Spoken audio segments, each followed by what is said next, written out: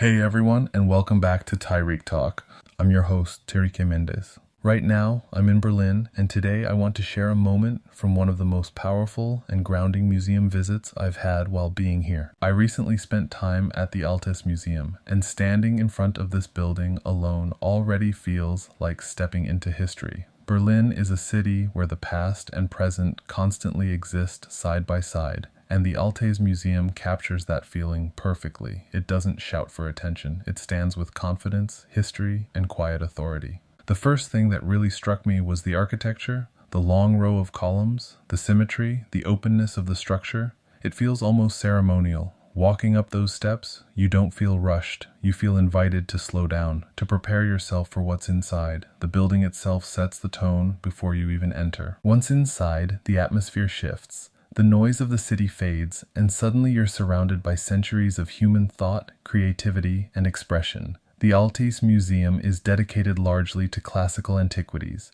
Greek and Roman art, sculpture, and objects. But what makes it special is how present everything feels. This isn't history locked behind glass. It feels alive. As I moved through the galleries, I was struck by how focused the experience is. There's no overload, no chaos, just space to observe. Sculptures are given room to breathe. You can walk around them, see them from multiple angles, and really take in the details, the posture, the facial expressions, the tension in the body. What stood out to me most was how human everything felt. These works are ancient, but they don't feel distant. You see faces that express pride, vulnerability, confidence, contemplation. You see bodies frozen mid-movement, captured with such precision that they still communicate emotion thousands of years later. There's something grounding about being surrounded by art that has survived so much. Empires rising and falling, wars, political shifts, entire civilizations changing. And yet, these objects remain, quietly reminding us that humans have always been thinking about beauty, power, identity, and meaning. One of my favorite parts of the museum was simply wandering without a plan, letting myself move from room to room, guided by curiosity rather than a checklist. Some pieces immediately draw you in, while others slowly reveal themselves the longer you stand there. The museum rewards patience. I also appreciated how calm the space felt. Visitors weren't rushing. People were actually looking, really looking, sitting on benches, circling sculptures, reading inscriptions. There was a shared respect for the space, and that made the experience even more meaningful. The Altes Museum doesn't overwhelm you with explanation. It gives you just enough context to understand what you're seeing, but it leaves room for personal interpretation. You're not told what to feel, you're allowed to arrive at it yourself. And that's something I value deeply when visiting museums. Being in Berlin adds another layer to the experience.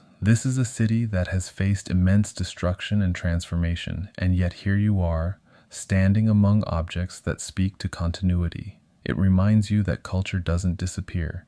It adapts, survives, and carries memory forward. At one point, I found myself thinking about time, about how brief our individual lives are compared to the lifespan of these works. And instead of feeling small, it felt comforting, like being part of a much longer conversation that stretches across generations. The museum also encourages a kind of inward reflection. You're not just learning about ancient civilizations, you're thinking about your own, about what we choose to preserve, what we value, and what future generations might one day look back on. When I eventually stepped back outside, the light felt different. Berlin felt sharper, more textured. That's something I always notice after a powerful museum visit. Your eyes adjust, your awareness expands just a little bit. The Altes Museum isn't flashy. It doesn't rely on spectacle. Its power comes from stillness, from presence, from allowing history to speak without interruption. And in a world that moves fast, that kind of space feels incredibly necessary. If you find yourself in Berlin, I really recommend taking the time to visit. Not as a tourist stop, but as a pause. Give yourself space to slow down, to observe, and to connect with something older than all of us. That's it for today. Thank you for spending this time with me here in Berlin and for listening. If you enjoyed this episode, make sure to subscribe, share it with someone who loves art and history, and stay tuned for more reflections from cities and cultural spaces around the world. Until next time, take care, stay curious, and I'll talk to you soon. A new season is here, and I've got some incredible guests I can't wait to share with you.